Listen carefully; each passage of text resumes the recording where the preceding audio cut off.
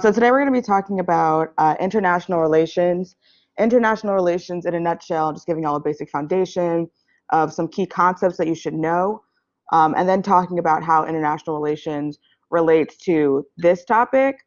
Not going to lie, at first I was kind of curious how it did relate, but then after I thought about it, had a quick brainstorming session, I think international relations is very relevant. I know in some of the other discussions or other lectures that you've already had, when they're talking about the economy and things like that, or just like the ways in which MFA is set up and universal health care can operate. There was already comparison happening between different countries like Canada or France, et cetera, and so forth. So in an age where literally everything we pretty much do is interconnected in some way, shape, or form, I don't think there's any topic that can happen without the discussion of international relations, thus the importance for today. So I'm gonna go ahead and share my screen and get started with you.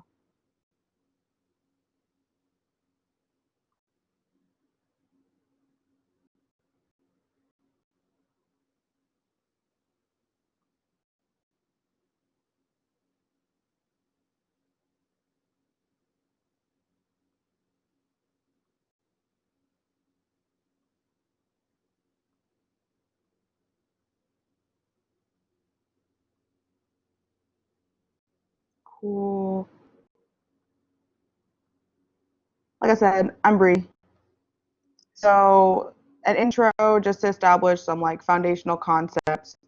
First, we're going to start off by talking about what is international relations, the study of interconnectedness that includes, but is not limited to, the following: interconnectedness of the economy, politics, health, law, human rights, the environment, and technology. So international relations is like the study of all these things. It can expand even farther to talking about the different organizations that have been set up. So one thing I'll isolate right now is that international relations does not only exist between states, meaning governments per se, but it can go off to include other different world organizations that have been established by different governments and are probably, a lot of governments are members of said organization that we'll talk about later in this lecture. But that being said, we can't just isolate a rigid understanding of international relations to solely being that of just a government versus government interaction, but there are others to consider as well. Also appreciate my memes during any slide you see them. Taking international relations, I bet you know how to solve all the world's problems now, if only we wish. Okay, so that's what it is. The next thing we're going to talk about is polarity. Polarity is any of the various ways power is distributed within the international system. So if we live in a world in which we are super connected with each other on a multitude of levels and a multitude of issues, then it's a question of, well, then how do we actually interact with each other if we're trying to resolve a lot of the issues that come up with the economy, making sure we all have a stable economy, making sure we have a stable and healthy environment so that we can keep getting food and clean water, so on and so forth. Then there has to be some organization and some type of leadership so that people can come together to discuss, and then someone can call the shots when they need to be called. So polarity is like the concept that we use to describe how that power is distributed so that we can go about setting up those systems of leadership and those systems, those structures of support to go and then resolve these issues that we talked about before.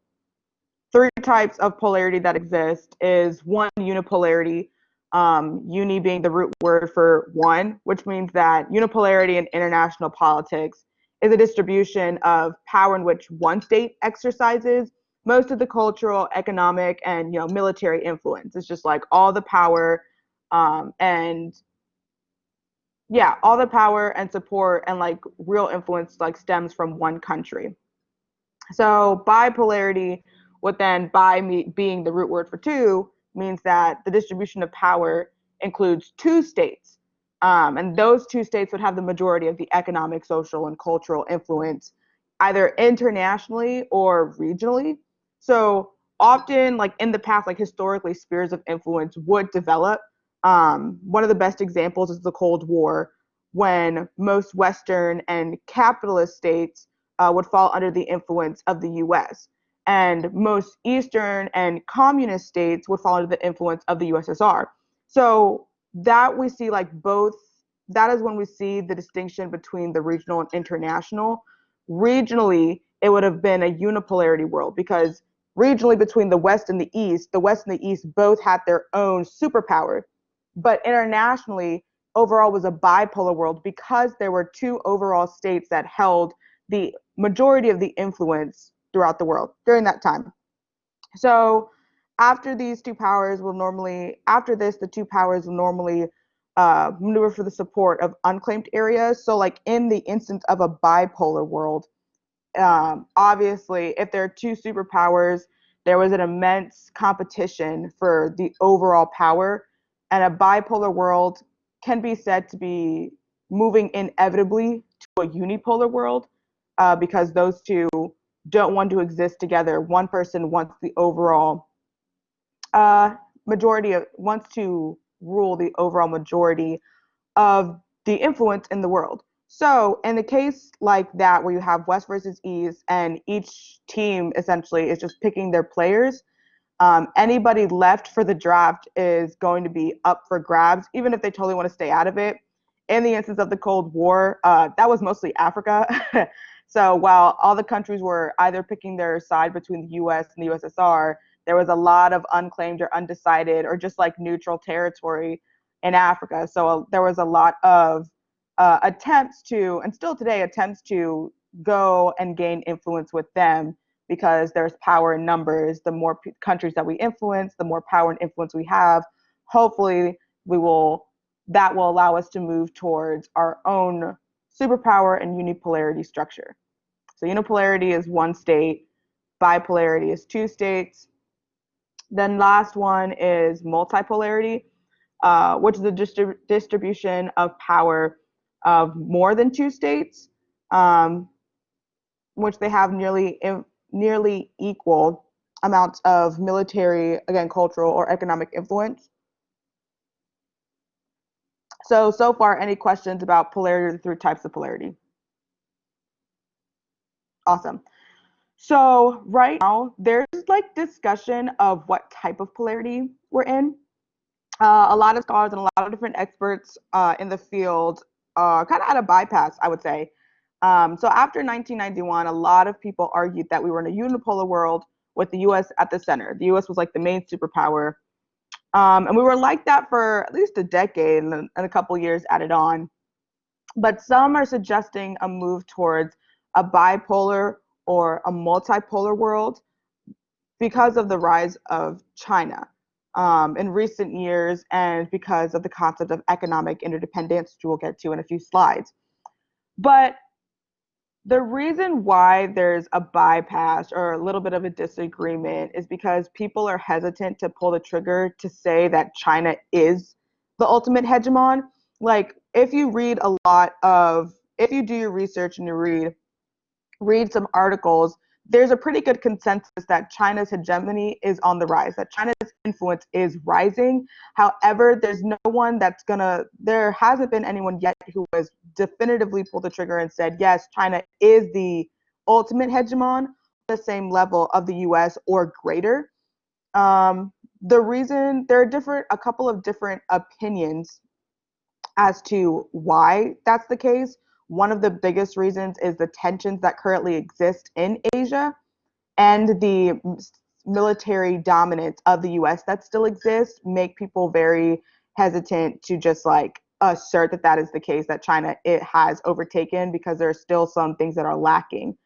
But because there are different opinions, it's also important to understand what factors go into deciding the international order and what factors go into deciding who actually has the majority of these sorts of influences, which brings us to the next concept that we should talk about. And I've already said it a couple times, but it's hegemony, which officially can be defined as the political, economic, or military predominance / control of one state over others.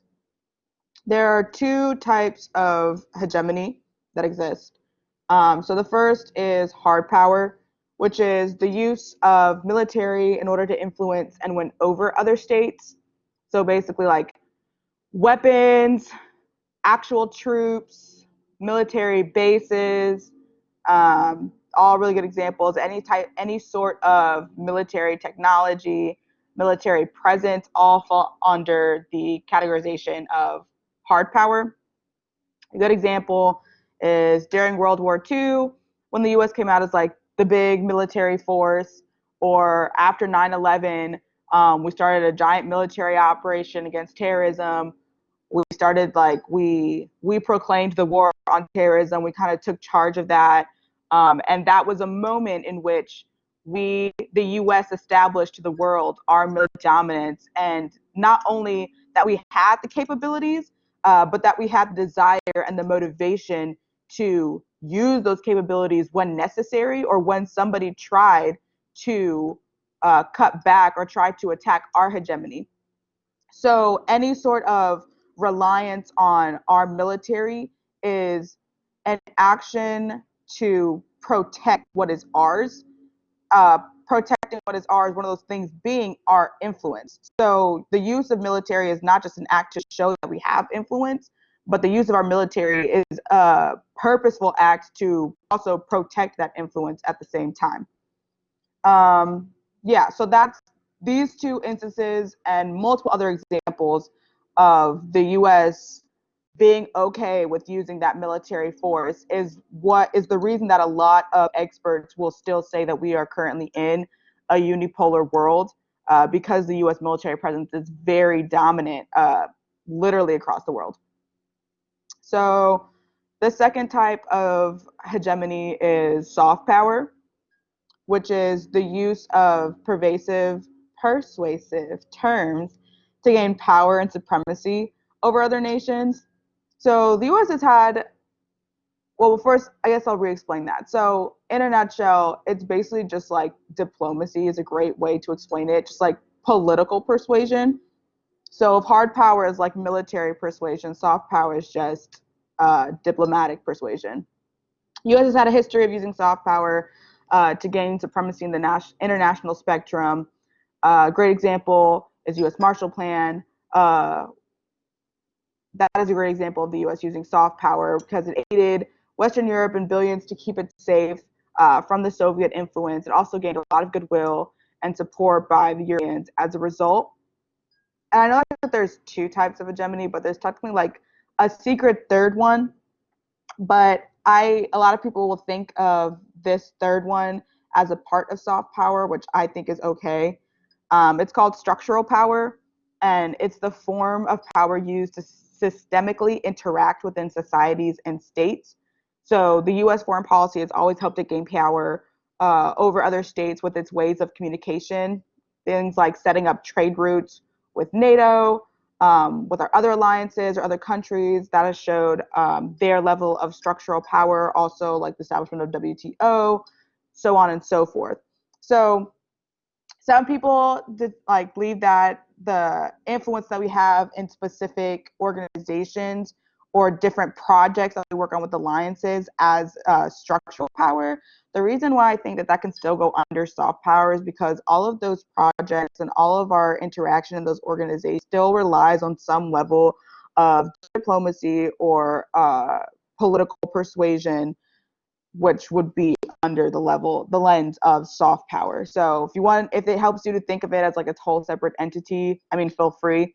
So hard power, soft power, and structural power. But if it makes sense to you that structural power is just honestly a subset of soft power, then we are also Gucci. And most people will refer either in your debates or in the research, they'll refer to hegemony through either the lens of soft power, either the lens of soft power. Questions about hegemony. Fun fact, I used to say hegemony till I learned that was incorrect. Said that in many debates till a coach watched my debate and said, "What are you saying?" And I said, "Hegemony." She said, "No, hegemony." So now I have fixed it and I'm correct. And if you all were saying it hegemony, then I'm sorry to inform you that it's the incorrect way to say this word. Okay, so those are kind of the key concepts that I think are necessary to understand or set up an effective debate argument for international relations. The next thing we're going to talk about is the current global tensions that exist, specifically economic independence and the whole US versus China scenario. Did I have a question? Yes, Ria. Can you go back the last slide to the last slide real quick? This one? The one before? No, the one before that. Yeah, thank you so much. You're welcome. Okay, thank you. You're welcome. So, economic independence is a characteristic of a society with a high degree of a division of labor where people depend on other people to produce most of the goods and services required to sustain life and living. So basically, it's like everybody has, the society itself has a diverse amount of roles that are created. Everybody kind of fulfills their role because every role relies on the other's role to produce goods, to think of goods, to brainstorm goods, to consume the goods, so on and so forth. And it creates this cycle of consumption and production that influences and affects everybody that lives in that society. We all help each other live off each other. The second thing I want to say about this is that how to understand it in the field of international relations. So like economic independence is not just something that exists only within one society per se, but it is something that can be applied to multiple societies. So be a characteristic of not just a society, but a characteristic of global order in which multiple countries and states are depending on another country or state for the division of labor, for the production of goods, for the consumption of those goods, so on and so forth.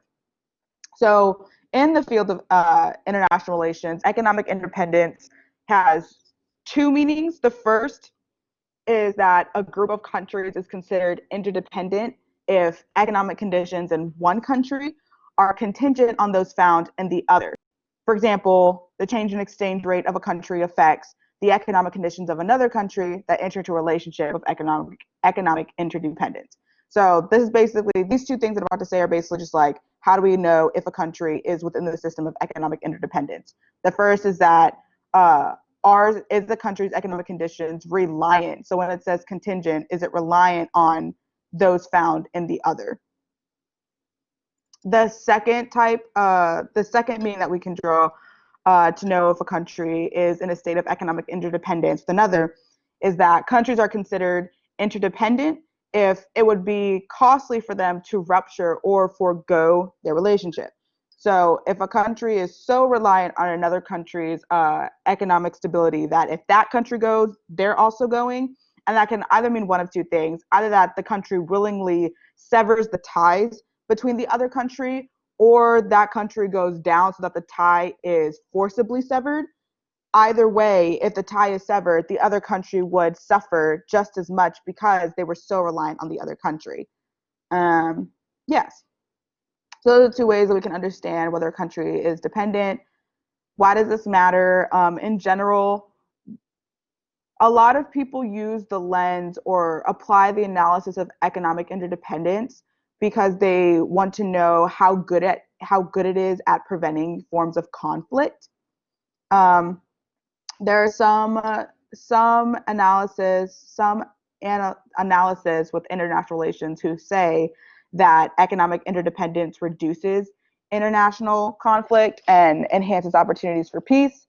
The reason for that is like, well, if everybody's economy is reliant on the other, then if we enter a state of conflict or a state of military conflict or war, then if that country suffers, then it'll come back to bite us in the butt because our economy will also suffer. So if our economies are linked, then we now all have a common goal that we don't want to ruin. So we're going to protect each other at least enough so that we can survive. And while we're at it, if we're trying to protect ourselves, we might find more common ground to enter other discussions, to find other peaceful opportunities. and just enter an overall era of world peace. So that's one route that people go. There are other analysis in international relations that will say economic interdependence actually increases international conflict. Reason for that is because, like, if there's still a drive to establish a new sort of world order, or there are countries that are rising in their own influence, one of the avenues that could increase their influence even more is through economic means, meaning that they want total control rather than that system relying on each other, or they want to be the country that everybody else relies on, which means that they might have to get rid of some threats if necessary. So that the economic motivation could actually have the opposite effect and make people more prone to seek out conflicts to establish their own economic influence and hegemony in the region or internationally. There are also people who are just like, it depends on the situation. It's not like a for sure set thing. It's not for sure 100% probability that economic interdependence would increase conflicts, but it's also not 100% that they would decrease conflict. It probably just depends on who the actors are, who the countries are, what is the other military or social and cultural situations that are going on at the time, and how do those all intertwine and affect one another to produce said result. Cool. Questions on economic interdependence before I move on? Oh yeah, why does it matter? Conflict resolution. Cool. So next thing we're going to talk about is US-China competition. So like I said before, a lot of experts will say we're in a unipolar world. I personally think we're in a unipolar world, but there is just a very large disagreement. Again, a lot of people will concede that China's hegemony and China's influence is on the rise, because point blank it is. But a lot of people are still hesitant to pull the trigger. That being said, because people do recognize that China is rising in its influence, it's inevitable for the US not to notice as well. And if you've noticed, like I've stated before in the past, when the US will tend to back. Your voice is robotic again. Is it clear now? No. Cries. Give me a second. Now it is. It's clear? Yes? Cool. Yes. Thank you.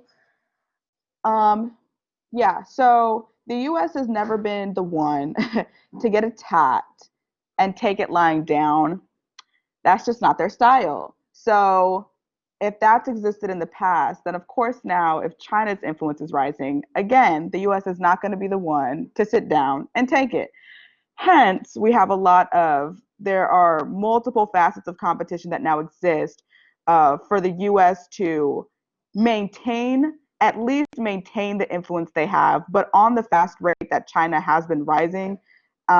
Whatever area China tends to focus on, the US will like shift a bunch of resources there to at least maintain their status, but in hopes that they will increase their status to increase the gap so China can never catch up to them. So layers of competition that exist, like it says, it's multifaceted, but it's primarily rooted in a quest for economic preeminence and technological mastery, but it also possesses increasingly important military and ideological concepts. So military, economic, and technology are three really good instances and lens to understand the competition that exists. So if we start with military, things like the South China Sea conflict are a really, really, really good example. Obviously, that is an attempt for China to increase its military hegemony regionally, and take over some of the islands that are in the area. However, obviously the U.S. also has a good amount of military presence in East Asia as well, like the Okinawa Air Force Base. Okinawa also has a Marine base. South Korea also has a couple US bases, so on and so forth. So the US is in the area. Obviously, they see China moving into the South China Sea, and they're like, we should tell our bosses about this, what they doing. And so they tell their bosses, and the US is like, oh, that's cute, China. Okay, period, say less, but we're going to move into. And those are the instances where we see it's like those attempts to establish military predominance are always going to have some sort of response from one another, and have the potential to escalate into something bigger than it needs to be, or something bigger than it's meant to be, or some sort of stalemate. We'll be back in the Cold Wars type of scenario. The other example of military competition that exists is proliferation, which would be the accumulation of nuclear weapons. Um, as the world continually grows, and that's a weapon that people know exists, and people are definitely experimenting with. Even if people are like, we're not experimenting with nuclear weapons, everybody low key is. That's just true. And so it would be proliferation as a result of things. People will say proliferation can result out of things like the South China Sea conflict, because if it escalated to more than it's meant to be, and turned into a full-on competition for military dominance, which would be a war, and it got to the point where they get to a stalemate, and neither is coming out as the top hegemon, then one of the things that could result is resorting to nuclear weapons to pull the final straw and establish that dominance. That's what happened in World War II when we dropped the bomb on Hiroshima and Nagasaki. We were like, we're done. This war is done. We are dominant. Boom, bomb. Obviously, that did a lot of damage and a lot of harm to other countries. Even if the end result was establishing the U.S. as a world order, there are arguments for both sides why that resulted in a sort of peace, or why that's the antithesis of peace. That's another discussion. So that's kind of what the military tensions look like now, along with an historical analysis of what military tensions have looked like in the past and what that could lead to. Hopefully we avoid that. The second type of competition that exists is economic. So that can be seen.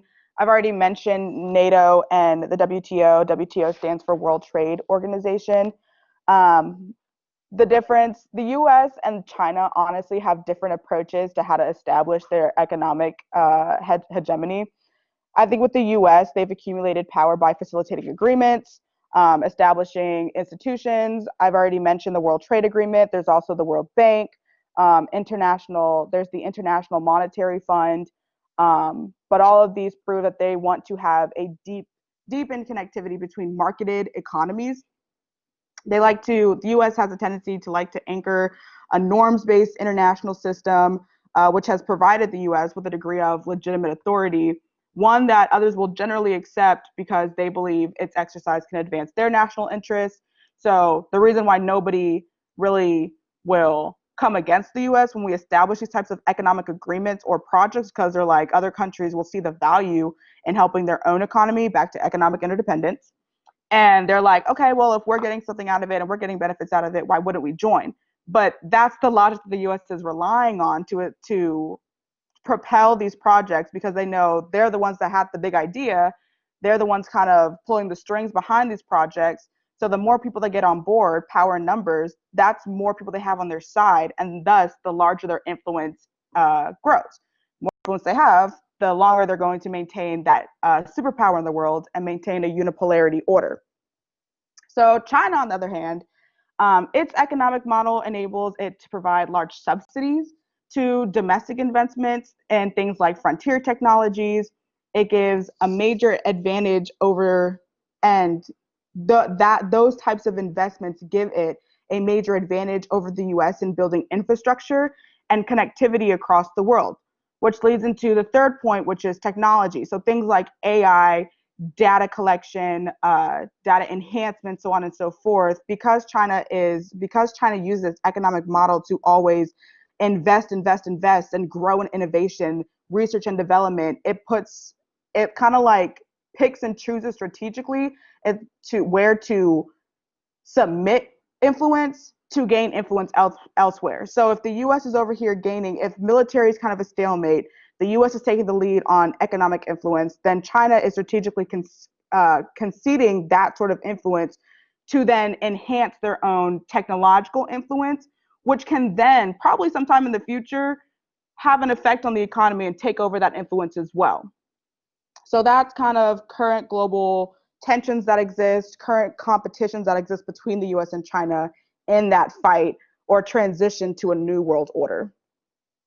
Any questions? Amazing. So, if y'all just heard my neck crack, I'm so sorry. The next thing we're going to talk about is MFA and IR. So now that we've kind of talked about what is international relations, some of the key concepts, and then current relations that exist right now, we're going to talk about why do all these things matter, how do we use them in debate, and why are they relevant to this year's topic. So we'll cover data and artificial intelligence, we'll cover military readiness, and we'll cover the World Trade Organization scenario. The first is going to be data and AI. AI stands for artificial intelligence. So the argument here is that a universal healthcare system would eliminate the profit drive and competitive model that prevents companies from sharing information with each other. So in the US, obviously, we rely on an economic system of capitalism. So you do your work, you come up with ideas, you establish your sort of monopoly, and you gain money based on what you put into it, right? So if that's the case, and in the status quo, there is multiple private insurance companies that exist. Those companies were set up and can only continue to exist if they continue to collect a profit. They have multiple resources they need money to pay for. They need to pay their employees. They need to pay for equipment, so on and so forth. So if there's multiple private insurance companies that exist, then there's only so much money that can be taken or that can be acquired by one company. So to ensure that they're getting as much money as possible, you don't want to share your new breaking technology or your new world breaking ideas with another company, because if they release that, then that takes away from the possible amount of money that you could have made. If you're not making as much money as you thought you were going to make, then you may not be able to pay and keep your company existing. As a result, there's a lot of secrecy.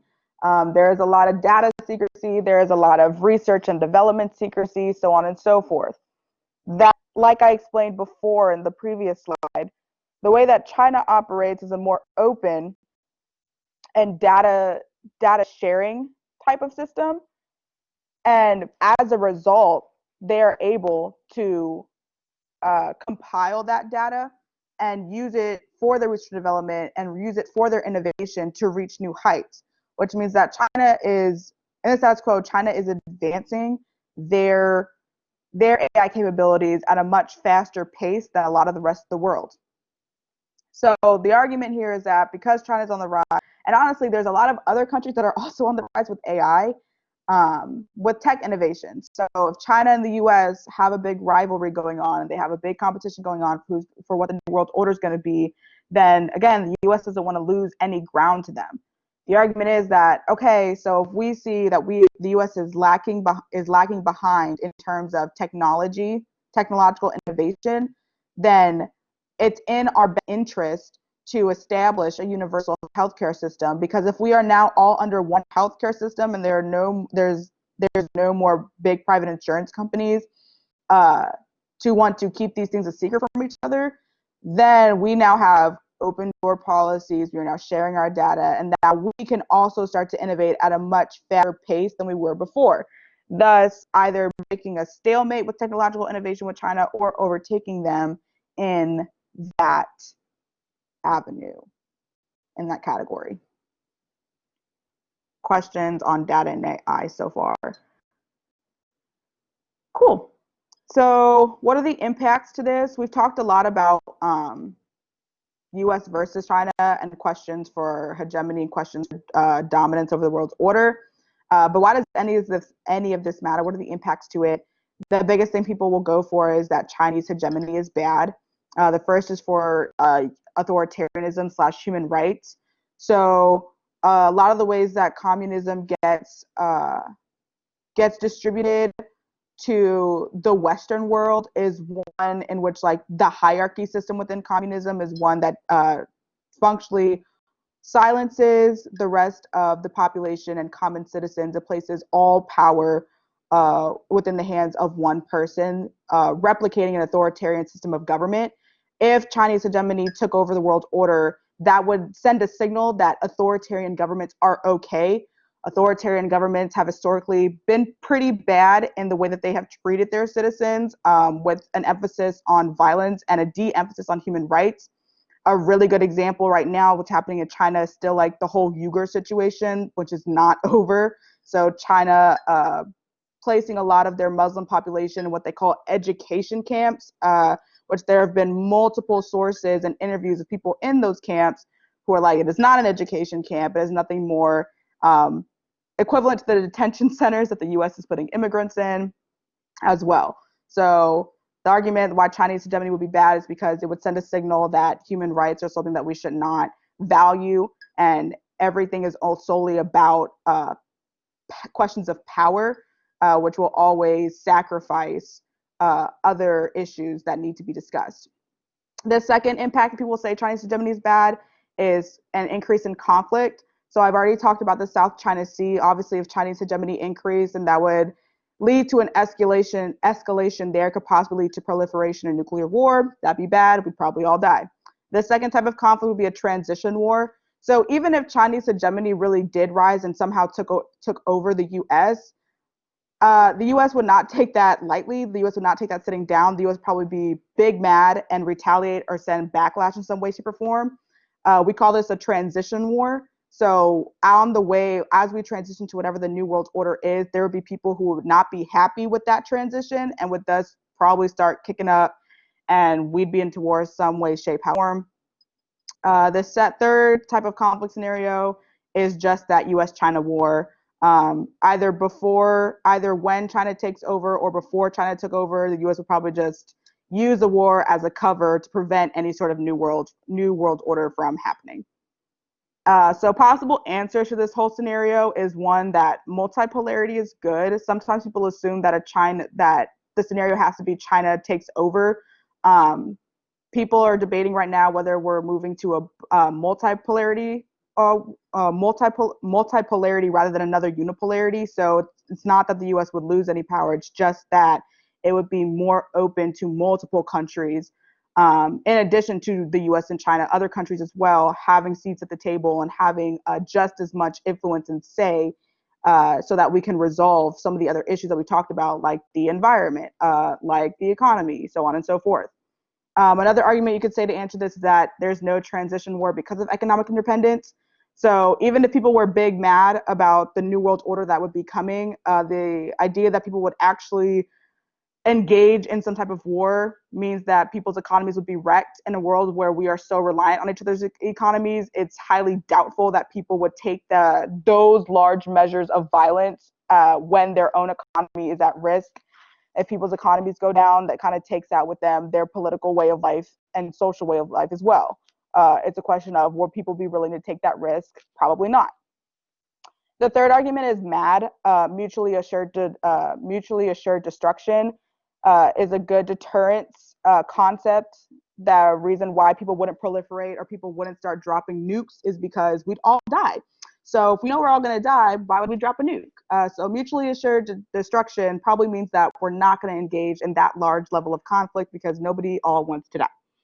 The last argument you could say is either that U.S. hegemony is bad. So if people are like, China hedge is bad, you should be like, actually, the U.S. has also done really bad things. The U.S. should probably not be in the position of the hegemon. We should move to another type of order. And then another argument you could say is that Chinese hegemony is actually really good for X, Y, and Z reason. So that's the level of the impact that you could interact with as well. Any questions about this data and AI scenario?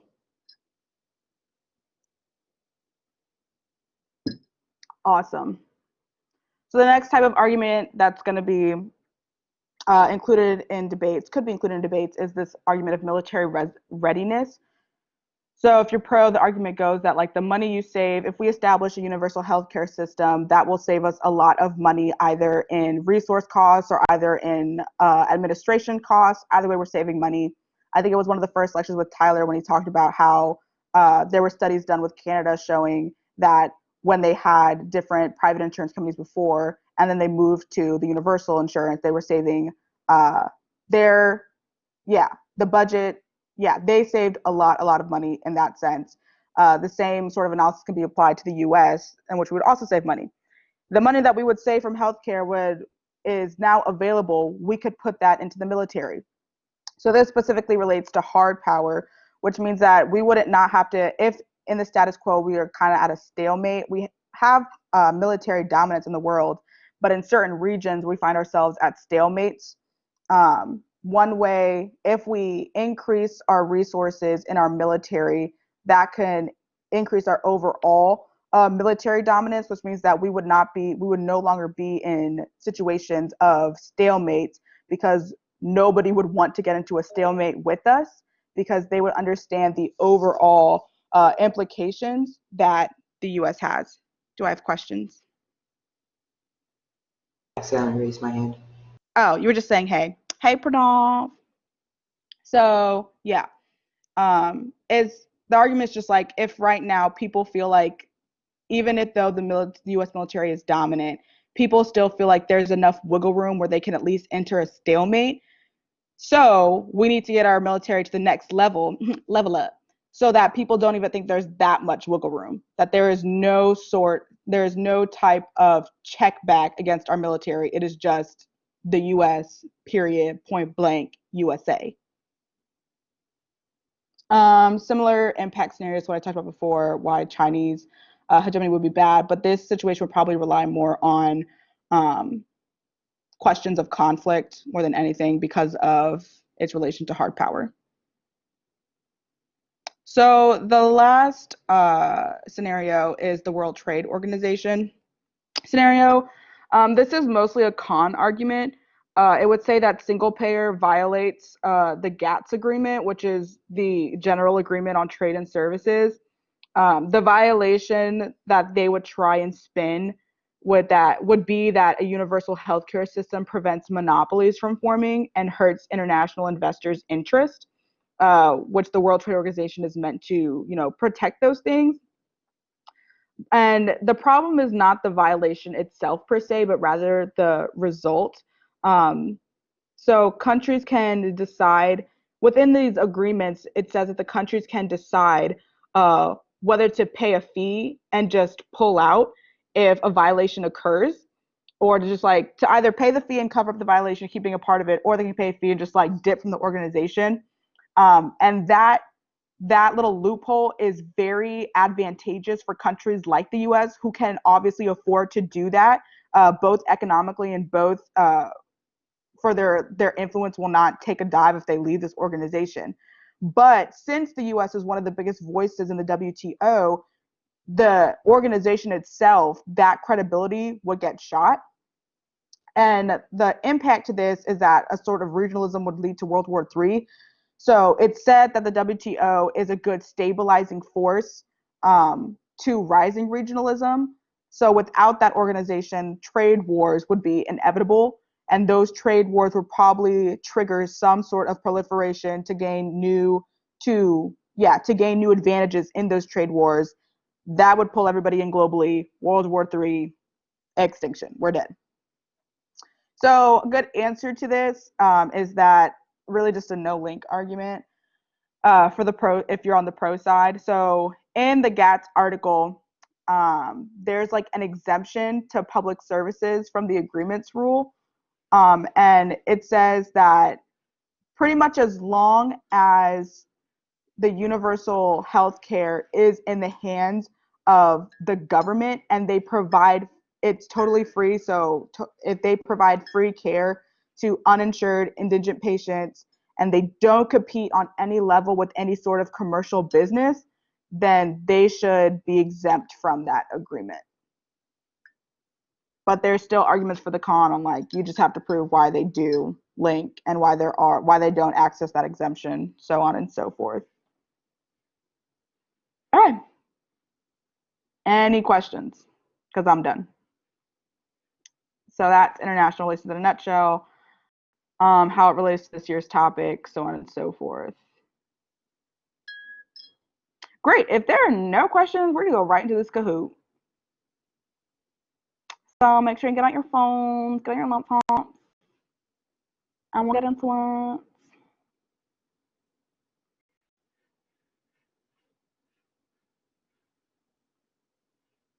Here we go.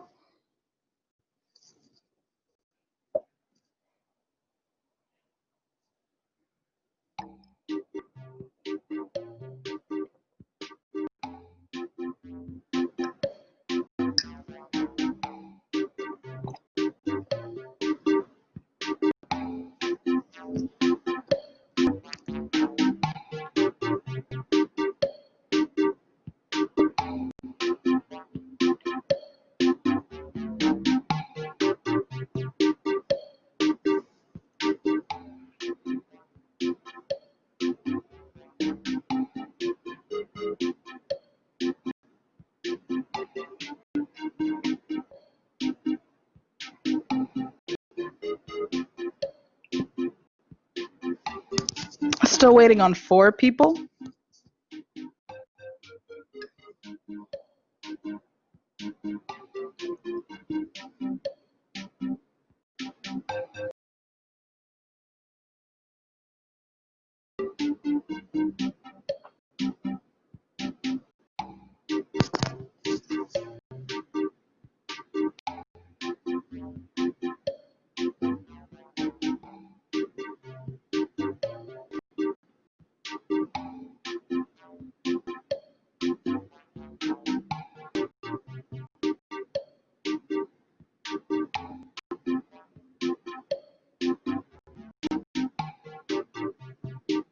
I'm going to give my 4 friends like 30 more seconds.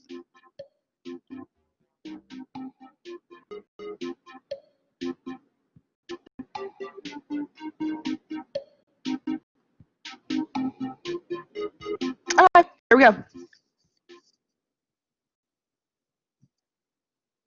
First question. Polarity.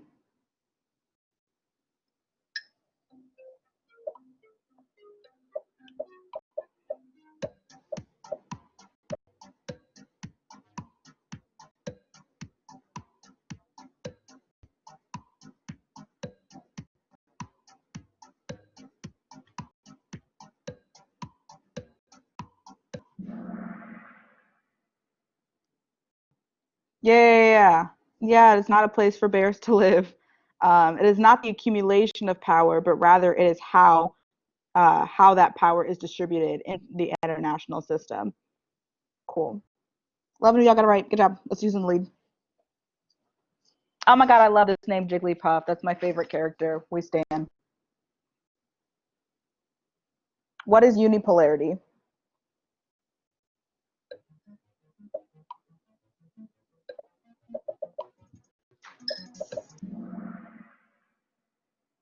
Yes. So power distributed with only one state. So one state is in the center. We have a superpower type of system. Think of it like they're hogging the spotlight. Another way you can think about it is uni is the root word for one, like uno, one, uni, one, unified, unity, things like that. Who next? Yes, Jigglypuff, staying strong. What's bipolarity?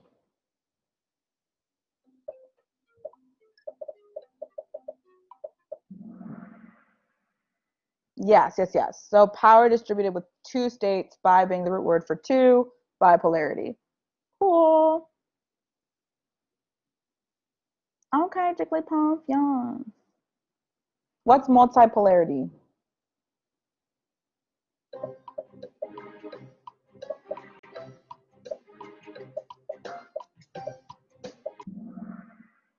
Yes, 100%. We stand, we love, we live. Multipolarity is more than 2, so 3 plus states is where power is distributed. Oh no, Jigglypuff. It's okay. We stand mushroom. True or false? Hard power is the cultural accumulation of hegemony.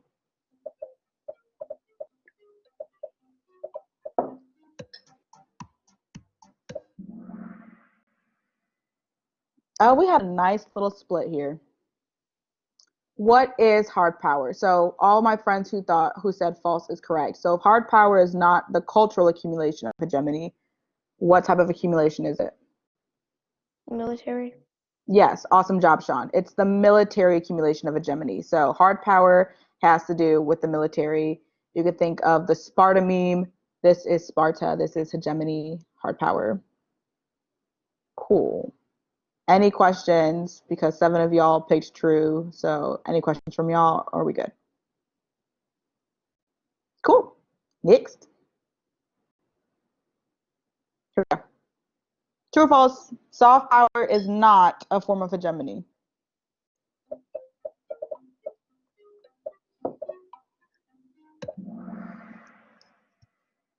Less of a split than last time. Yes, awesome job. Soft power is a form of hegemony. Someone raise your hand and tell me what it covers.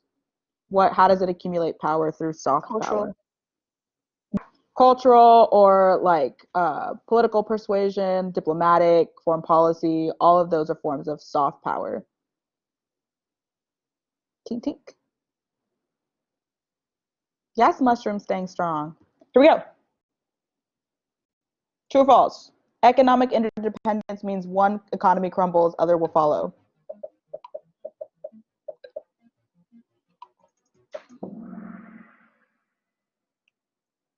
Yeah. So someone tell me why that's true.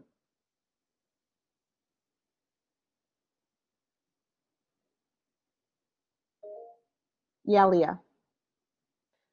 Because all the economies are dependent on each other. So if one economy crashes, all of the others that are dependent on it like lose that leg of stability. So then they all become unstable. Yeah. And I love that. I love the little analogy you just did. So like imagine a table with 4 legs.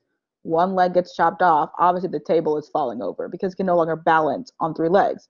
Same thing with economic interdependence. If all 4 legs, countries are relying on each other to uphold the table and one leg goes, the rest are also following. Great job, Leah. Next. Okay, Aiden, coming out from the cut. We stand. Next question. Why is the US China beef a problem?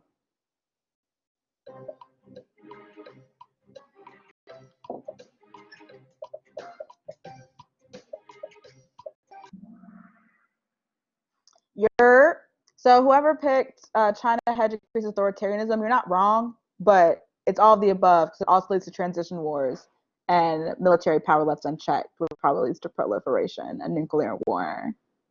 Next. Okay, Aiden staying strong. Here we go. What type of polarity are we currently in?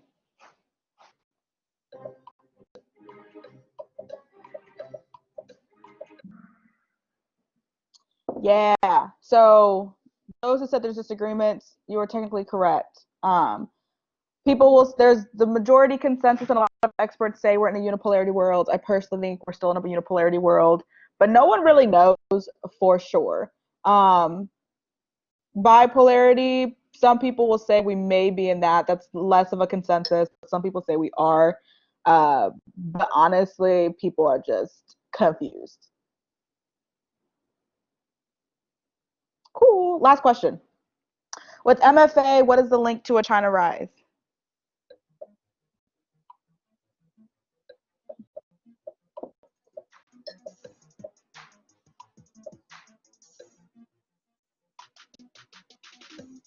I clicked the wrong one. I meant to click that. Yeah. Okay, then we stand, Urea. We still stand. Yeah, it's data and AI. If we consider the 3 tenets of competition the U.S. and China are in, military, economic, and technology, we understand that status quo means military is at a standstill or a stalemate. The economy is probably leaning more towards the U.S. And data and AI and technological advancements is where China is finding its hole to increase their influence. Let's find out who won.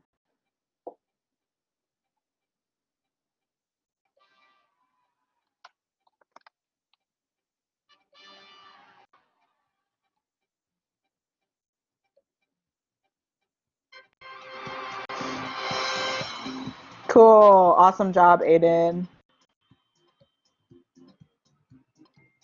Zane, how do you feel about your name being stolen once again? I don't know. He bitter. Cool. That is all I have for you all. So if there are no questions,